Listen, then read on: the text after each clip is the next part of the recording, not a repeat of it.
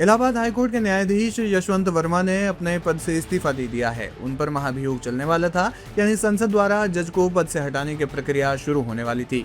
9 अप्रैल को जस्टिस यशवंत वर्मा ने अपना इस्तीफा सीधे राष्ट्रपति द्रौपदी मुर्मू को सौंपा। इस इस्तीफे के साथ ही उन पर संसद में चल रही महाभियोग की कार्रवाई भी बीच में ही रुक गई है। भारतीय न्यायपालिका के इतिहास में ये केवल तीसरी बार है जब किसी सिटिंग जज ने महाभियोग की प्रक्रिया पूरी होने से ठीक पहले इस्तीफा दिया है। भारतीय संविधान में किसी भी जज को हटाना एक बेहद जटिल प्रक्रिया है। इसके लिए संसद के दोनों सदनों में 2/3 बहुमत से प्रस्ताव पास होना जरूरी है।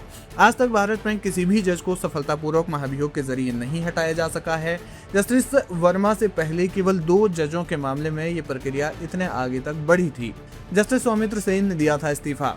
वर्ष 2011 में जस्टिस सेन पर फंड की हेराफेरी के आरोप लगे थे। जांच में दोषी पाए जाने के बाद राज्यसभा ने उन्हें तत्काल हटाने का प्रस्ताव बहुमत से पास कर लिया, लेकिन लोकसभा में वोटिंग से पहले ही उन्होंने इस्तीफा दे दिया।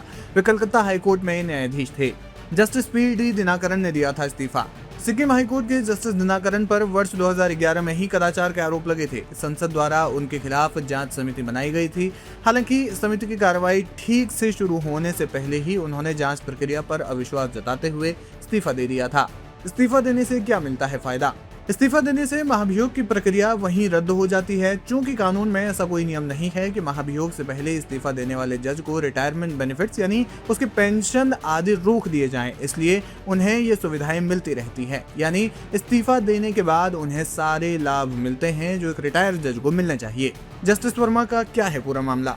ये विवाद पिछले साल का है, जब जस्टिस यशवंत वर्मा दिल्ली हाईकोर्ट में जज थे। उनके दिल्ली स्थित सरकारी बंगले के एक स्टोर रूम में अचानक आग लग गई थी। आग बुझाने के दौरान पुलिस और फायर ब्रिगेड को वहां से भारी मात्रा में जला और अध जला कैश यानी लगभग 15 करोड़ रुपए मिले थे।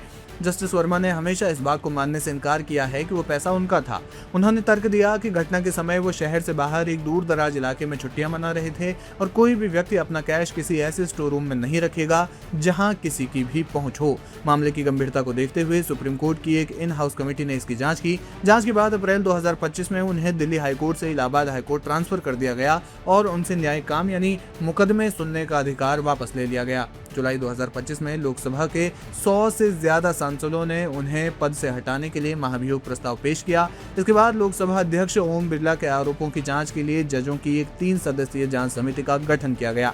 इस दौरान जस्टिस वर्मा ने आरोप लगाए थे कि उन्हें बिना किसी ठोस सबूत के सिर्फ शक के आधार पर फंसाया जा रहा है और अपना बचाव करने का सही मौका नहीं दिया जा रहा। सवाल ये है कि अब आगे क्या होगा?